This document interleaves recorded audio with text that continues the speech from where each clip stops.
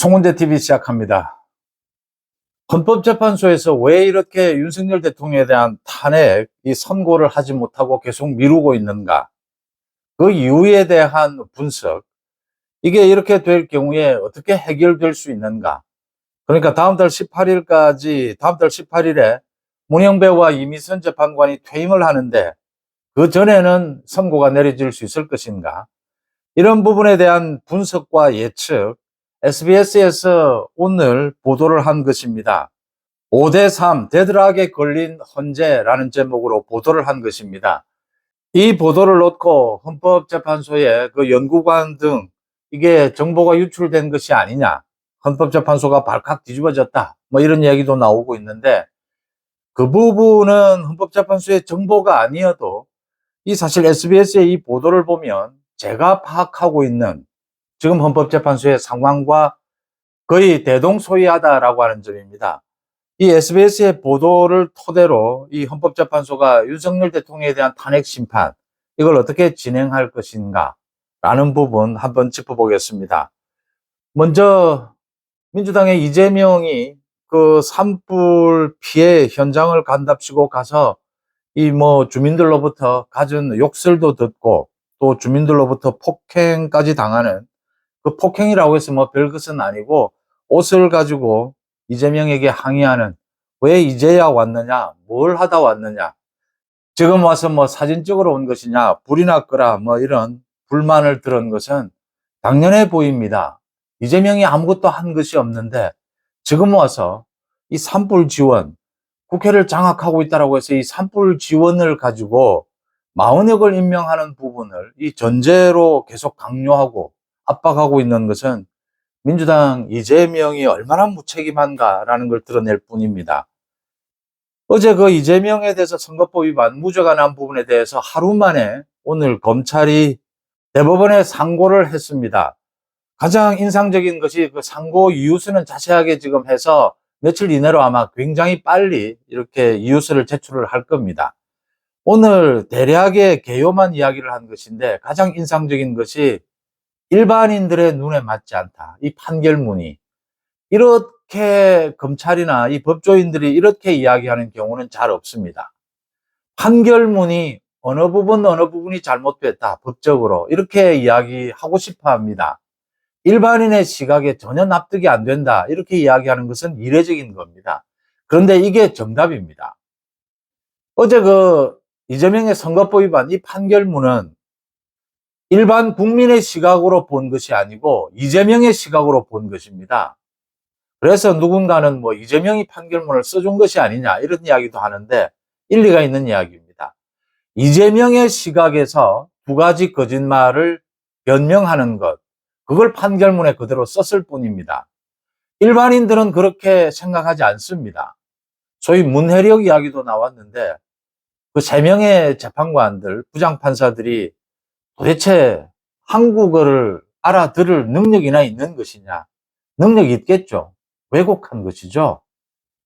일반인들이 도무지 납득이 안 되는 이 말이 그렇게 해석이 되나? 이재명이 김문기를 왜 모른다라고 했겠습니까? 대장동 덮으려고 한 겁니다. 왜 백현동에 외압이 있다, 협박이 있다라고 했겠습니까? 백현동 덮으려고 한 겁니다. 이건 초등학생도 아는 일이죠. 그 이야기를 한 겁니다. 검찰의 상고 이유서도 빨리 제출이 될 것이다라고 보입니다. 그러니까 이 SBS 보도가 간략하게 말씀을 드리면 이게 상당히 깊이가 있습니다. 저도 그동안 여러분들에게 여러 차례 방송해드린 내용과 거의 대동소이합니다. 지금 윤석열 대통령에 대해서 이 탄핵 선고 일정을 왜 잡지 못하느냐? 5대3으로 나뉘어 있다. 탄핵 인용이 5, 탄핵 기각 각하가 3이다. 그래서 지금 탄핵 인용을 하겠다라고 하는 쪽에서도 이 지금 날짜를 잡지를 못하는 것이고, 탄핵 기각 각하도 움직이지 않는다. 이 5대3이라고 하는 이게 뭐 전례가 없는 경우였다라고 하는데 9명이 되면, 40여개 임명이 되면 지금 6대3이 될 수가 있다. 인용이 될 수가 있다. 그래서 지금 양쪽 다 선고를 하지 못하는 이런 상황이 되어 있다라고 하는 겁니다. 그래서 5대3 데드락에 걸린 헌재 이렇게 제목을 붙였는데 이게 그러면 어떻게 해결될 수 있느냐? 세 가지 경우를 들었습니다. 저하고 생각이 다른 부분도 조금 있기는 한데 전체적으로는 비슷합니다. 이겁니다. 이 SBS 보도에서 이게 어떻게 해결될 것이냐. 첫째, 4월 18일 이전에 5대3 이 대치 상황을 해소하지 못해서 5대3으로 기각 결정을 내리는 경우다. 선고하는 경우다. 그 다음 두 번째입니다.